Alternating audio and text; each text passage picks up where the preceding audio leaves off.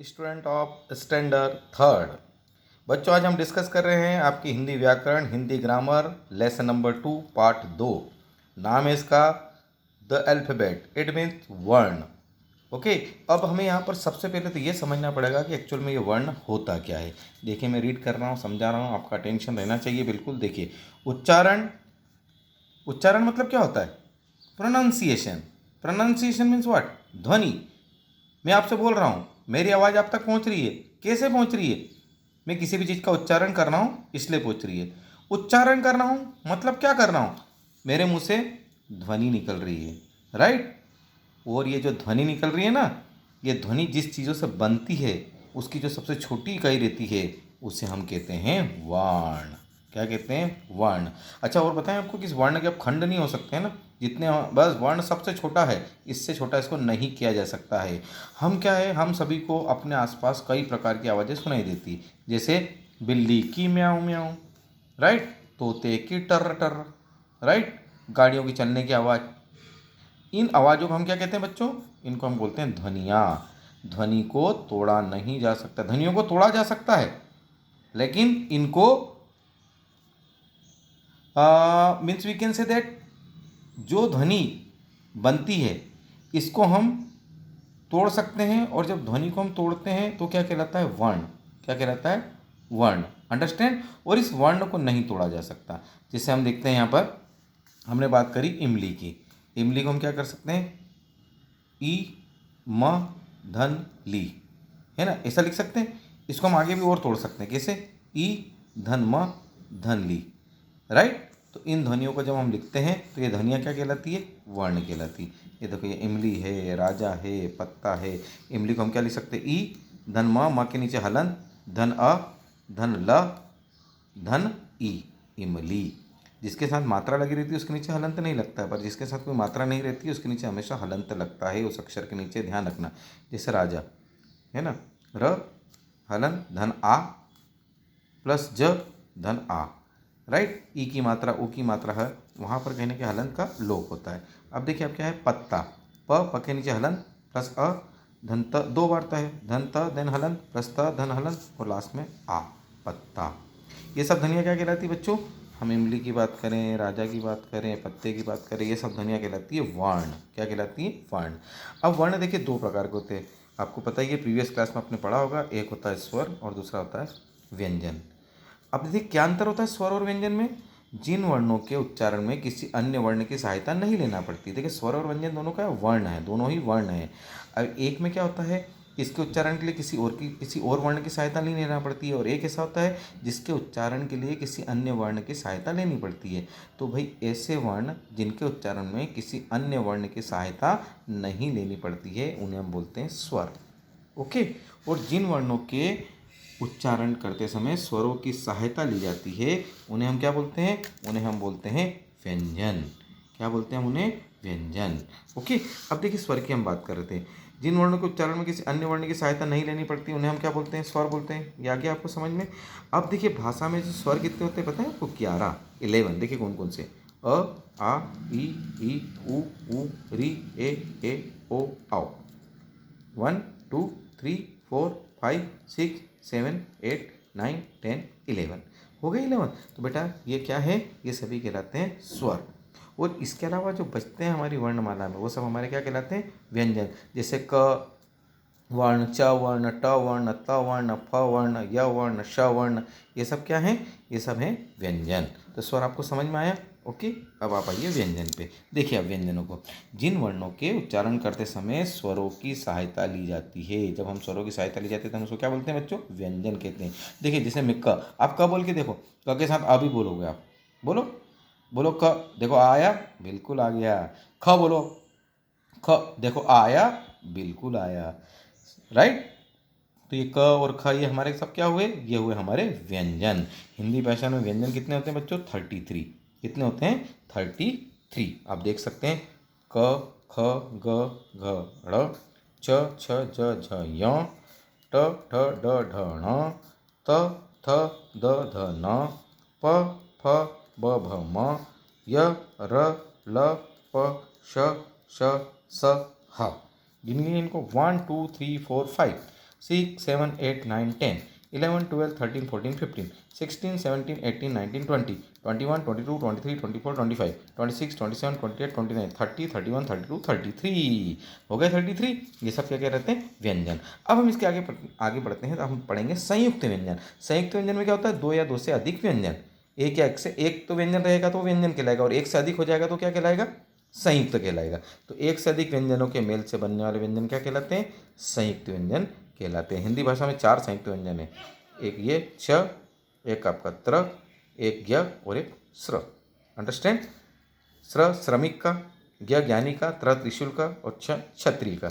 आप देख सकते हैं, देखो ये क्षत्रिय, ये त्रिशूल, ये ज्ञानी और ये श्रमिक। अब देखिए क्षत्रिय को हम कैसे लिखते हैं? छ जो इसका आता है क और श का कॉम्बिनेशन करके, ध्यान रखना है बिल्कुल। त्रिशूल को देखिए कैसे लिखते हैं? ये त्र, ये कॉम्बिनेशन होता है त और र का।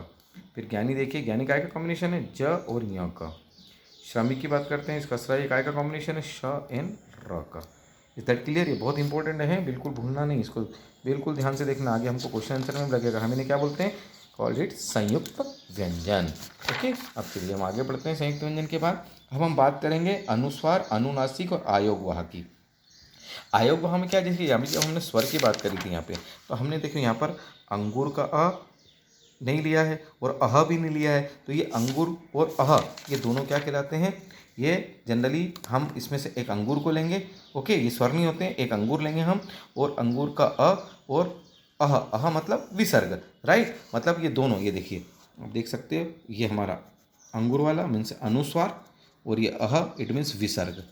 ऐसी ध्वनियाँ हैं जो न तो स्वर है और ना ही व्यंजन है। ये ना स्वर है ना व्यंजन है। कौन से? ये और ये दोनों, ये ना स्वर है ना ही व्यंजन है। हम इन्हें क्या कहते हैं बच्चों? आयोगवाह। What you called it? आयोगवाह। और ये आयोगवाह कहाँ आते हैं? हमेशा स्वर के बात आते हैं, राइट? आह, अंडरस्टैंड? ओके, अब देखिए हम बात करते हैं अनुस्वार और अनुनासिक। अनुस्वार और अनुनासिक, आपने देखा है यहाँ लिखा है बंदर लिखा है, यहाँ ऊँट लिखा है। बंदर के ऊपर आप देखिए बिंदी लगी, ऊँट के ऊपर चंद्र बिंदु लगा हुआ है। ऊपर लिखे बंदर शब्द में एक बिंदी लगी हुई है तथा ऊँट शब्द में चंद्र बिंदी का प्रयोग हुआ है। हम जब बिंदी या बिंदु लगाते हैं इसको हम बोलते हैं अनुस्वार, और चंद्र बिंदु को बोलते हैं अनुनासिक। बिंदु को क्या बोलते हैं बच्चों? अनुस्वार, और चंद्र बिंदु को अनुनासिक, है ना? और इसके आगे बात पढ़ना मैं थोड़ा सा और बताता हूँ आपको। एक्चुअली जिसमें अनुस्वार जो होता है ना और अनुनासिक, इसमें अंतर होता है, राइट? जनरली क्या होता है अनुस्वार के अंदर, आप जैसे हम बोलते हैं बंदर, इसमें क्या होता है? हमारी नाक से हवा निकलती है। काय से हवा निकलती है?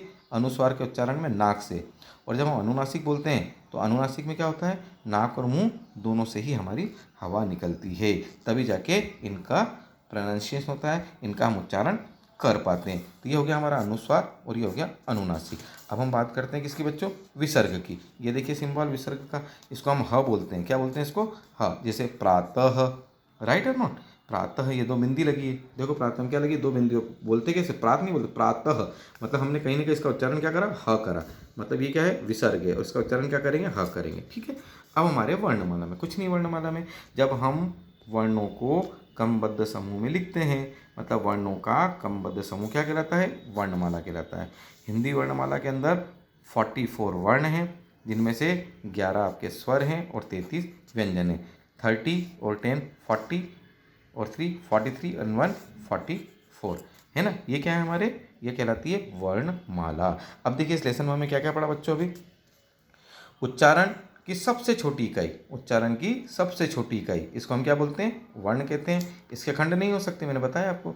वर्ण के 2 भेद हैं, स्वर और व्यंजन। हिंदी भाषा में 11 वर्ण और 33 व्यंजन।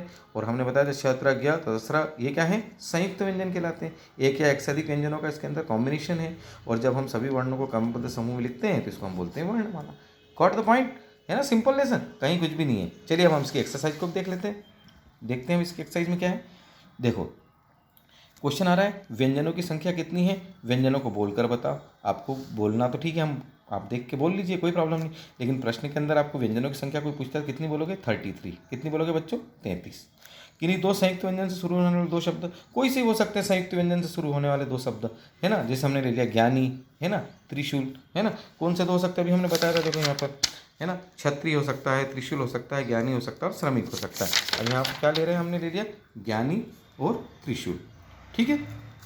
अब देखिए, अब ये प्रश्न तो आपको आपकी कॉपी में भी लिखना है और बुक में भी लिखना है। क्या है ये? वर्ण की परिभाषा। क्या होती है? ध्वनि की सबसे छोटी इकाई को वर्ण कहते हैं। ठीक है, संयुक्त व्यंजन मैंने बताया था छ, त्र, य और स्र। ठीक है, कोई प्रॉब्लम इसमें? कोई प्रॉब्लम नहीं। अगला अनुस्वार और अनुनासिक। देखिए, बिंदु को अनुस्वार तथा चंद्र बिंदु को अनुनासिक कहते हैं। ठीक है, अगला ये वर्णमाला से आप क्या समझते हैं? वर्णों के क्रमबद्ध समूह को वर्णमाला कहते हैं। ठीक है, आगे बढ़िए। रिक्त स्थान में प्रातः शब्द में क्या लगा? अभी बताया था मैंने, विसर्ग। ठीक है ना। शब्द दूसरा क्या है? संयुक्त व्यंजन।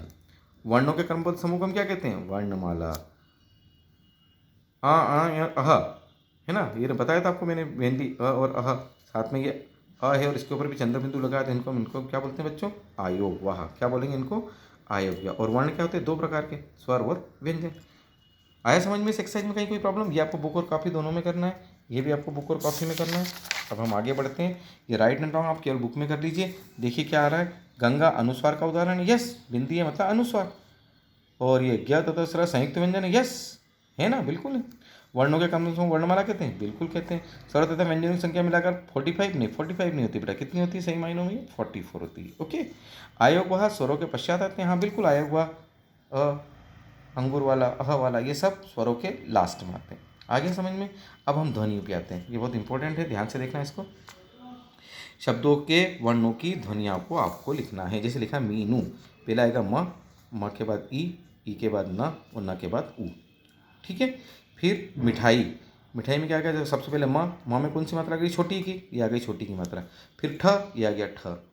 ठीक है, ठ के साथ कौन सी मात्रा है? आ की, ये आ गई आ की मात्रा।